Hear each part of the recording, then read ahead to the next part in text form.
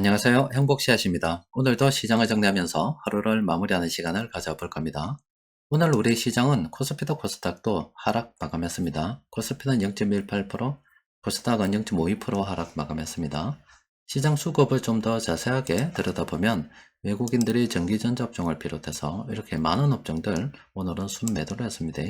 때문에 시장 지수는 이렇게 하락 마감하게 됐는데 이런 조정이 우리 시장만 있는 게 아니라 어제 미국 시장도 나스닥은 하락을 했죠. 해외 다른 시장도 이렇게 조정을 겪고 있습니다. 그러면 현 시점에서 왜 우리 시장뿐만이 아니라 다른 시장 이렇게 잘 나가다가 조정을 겪고 있는가? 그 이유를 들여다보면은 긴축에 대한 우려가 다시 재부각이 되었기 때문에 그렇습니다. 어제 캐나다 중앙은행이 이렇게 기준금리를 올렸습니다. 바로 그저께는 호주 중앙은행이 기준금리를 올렸어요. 그러다 보니까 다음 주에는 미국의 기준금리 결정이 있는데 그 미국에서도 또 기준금리를 올리지 않을까. 그러면은 이제 전 세계 분위기가 다시 긴축이 이제 끝났다는 이런 분위기였는데 긴축이 다시 재점화되는 게 아닌가 이런 우려스러운 심리가 시장에 반영이 되고 있다라고 보시면 되겠습니다. 우리 한국은행 총재도 얼마 전에 그런 이야기 했죠. 금리 인상 끝낸 게 아니다. 끝났다고 생각하지 마라. 이런 이야기 했었잖아요. 자꾸 저렇게 되는 이유가 인플레이션이 수그라들지 않기 때문에 그런 겁니다. 지금 현재는 비교 대상 작년 이맘때쯤이 워낙 물가가 높았기 때문에 기저효과로 인해서 그때에 비해서 많이 하락하는 것처럼 보이는데 실제 이것도 그렇게 많이 하락한 건 아닙니다. 그러면 이렇게 물가가 잡히지 않는 이 원인은 무엇인가? 돈이 많이 풀렸기 때문에 그렇죠.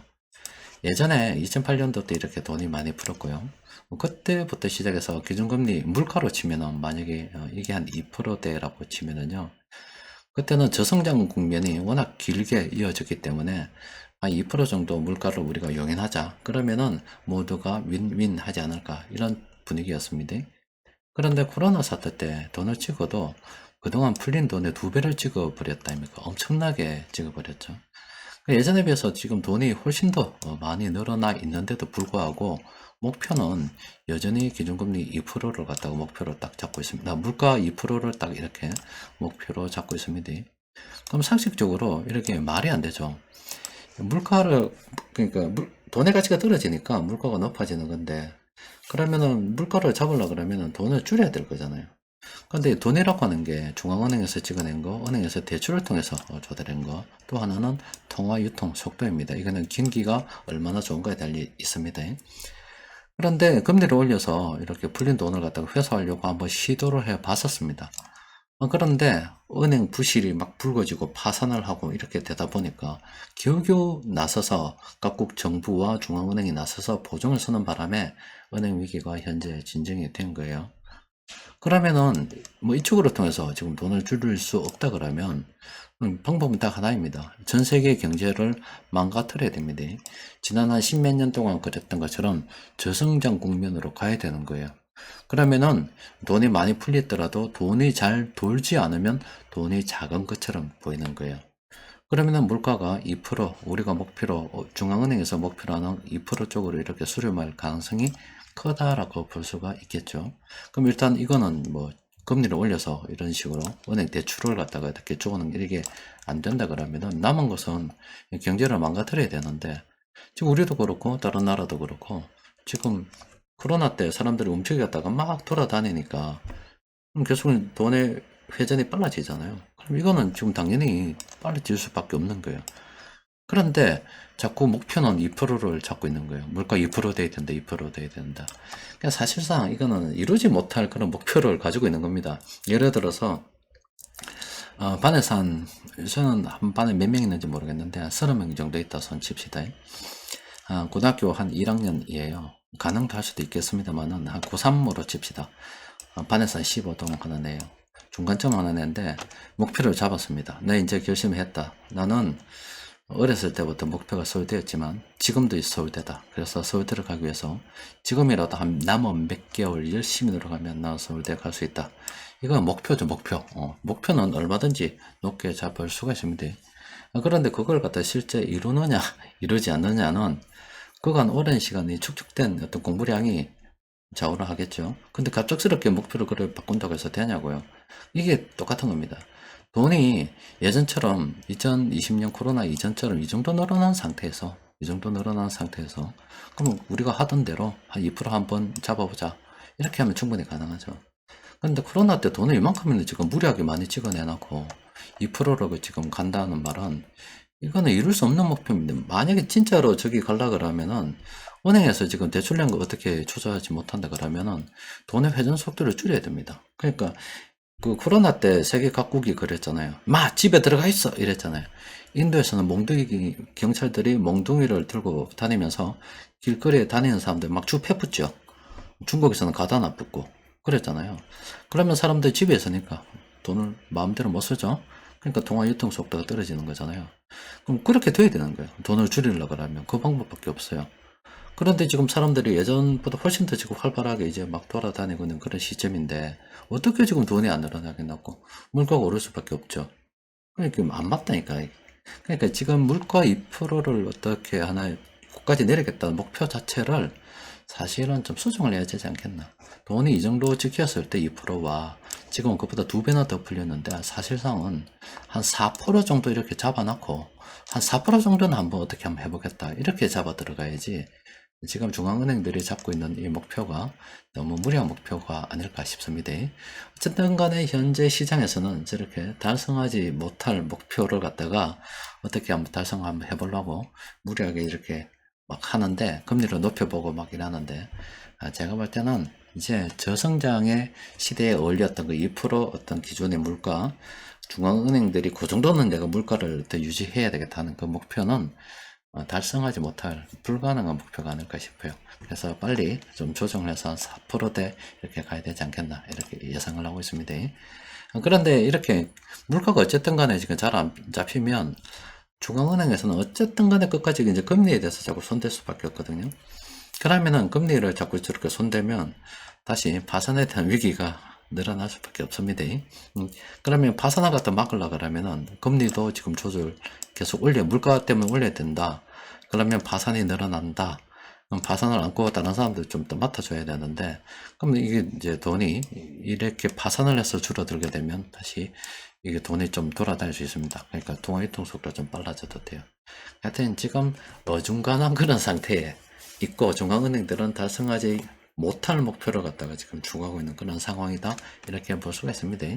여튼 뭐 제가 볼 때는 돈은 계속 늘어난다고 보고 항상 사상 최대를 갱신해 왔습니다. 돈을 찍어낸 것들은.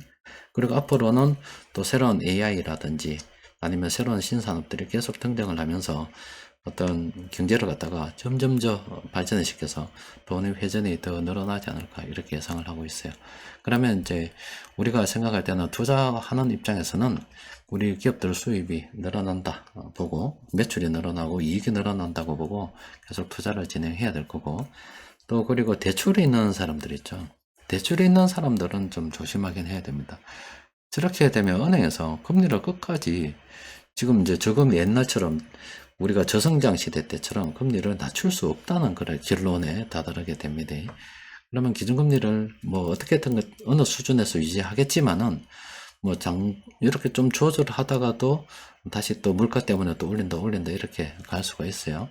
그러면 예전에 제가 여러분들께 한번 말씀을 해 드렸죠. 여러분들 이거 기억나십니까? 지금 우리가 자꾸 단기간에 대해서 생각해서 그렇지 지금 1980년대까지요 굉장히 장기간 동안 금리가 올랐습니다. 그 과정에 금리를 갖다 올렸다가 내렸다가 이런 하는 과정이 있었죠. 그리고 우리는 이 1980년대부터 시작해서 계속 금리가 이렇게 내려가던 시대에 살았습니다. 그래서 제가 여러분들께 말씀을 드렸잖아요. 우리가 지금 지나온 시간은 우리가 대부분의 경제 활동을 하고 이렇게 살아오던 시기는 이 시기였다고요.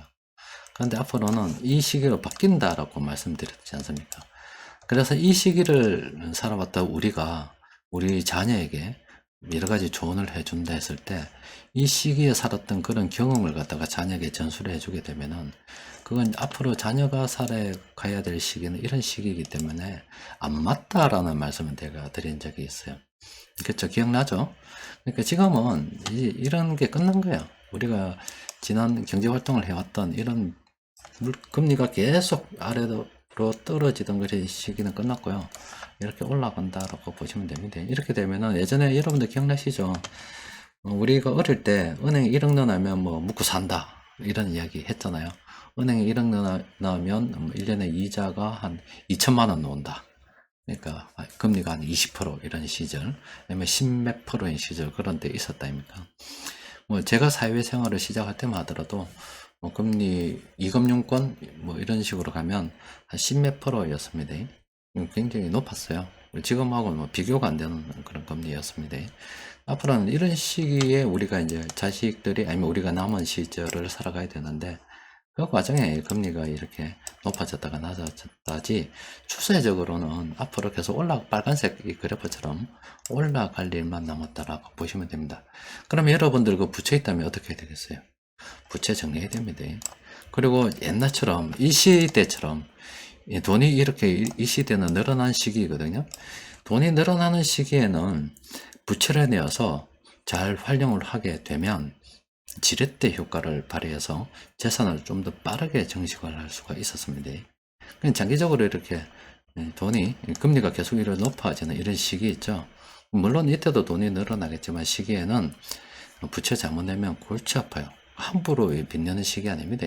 그리고 우리나라 같은 경우도 지금 전세 제도를 손보니 많이 뭐 이런 이야기 많이 하는데 인구 구조를 봐도 여러 가지 구조를 봐도 부동산 시장은 끝났다라고 보시면 됩니다.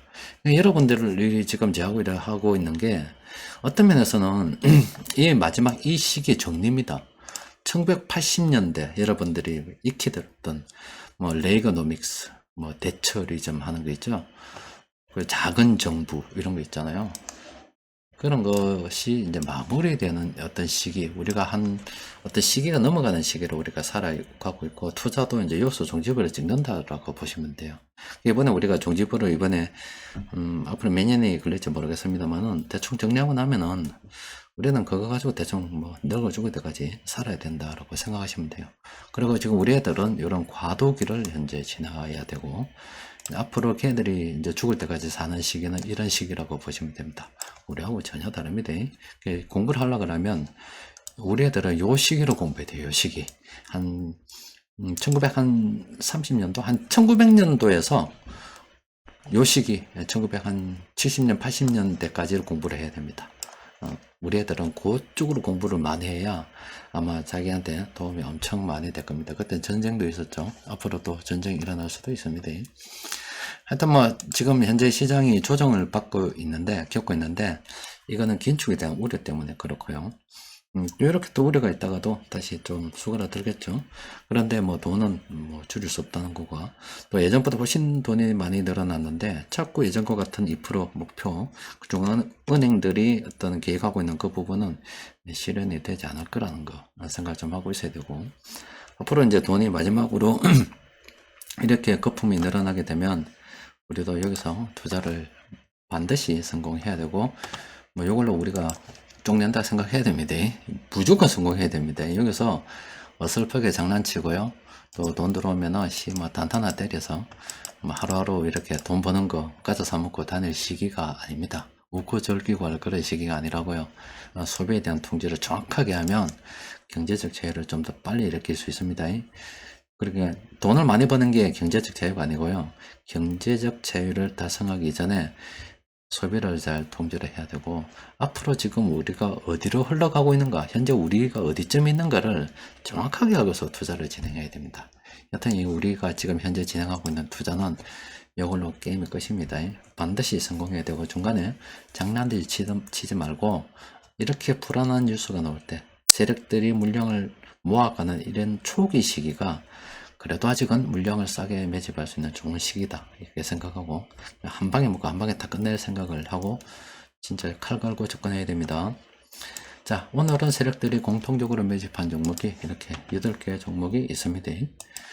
자, 여기 좀 정리를 좀 해보면은, 일단 LX 인터내셔널 지금 상승 추세 아주 좋죠. 이거 오늘은 매수 타이밍이었습니다. 진짜 좋습니다. 바닥 한번 찍었고요. 회복 구간에서 올라온 지 얼마 안 됩니다. 이제 이런 것들은 턴하면서 이렇게 들어가겠지요. LX 인터내셔널은 연구를 좀 해 보십시오. 그리고 동아 소시오 홀딩스도 여러분들이 아마 모르겠어요. 저는 요게 회복 구간이 있을 때부터 봤었어요. 요 구간부터 계속 봤었는데, 지금 회복 구간은 어느새 탈출하고 올라섰습니다. 동아소시홀딩스도 긍정적으로 검토해 볼 만합니다.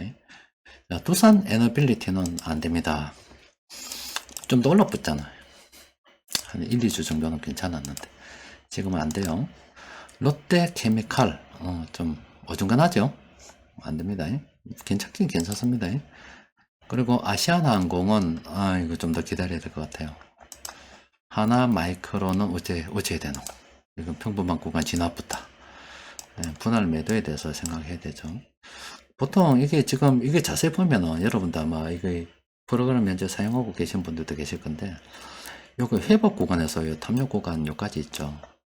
만약에 내가 이 종목을 내 포트폴리오 내가 요 부분 제가 한번 설명해 드릴게요.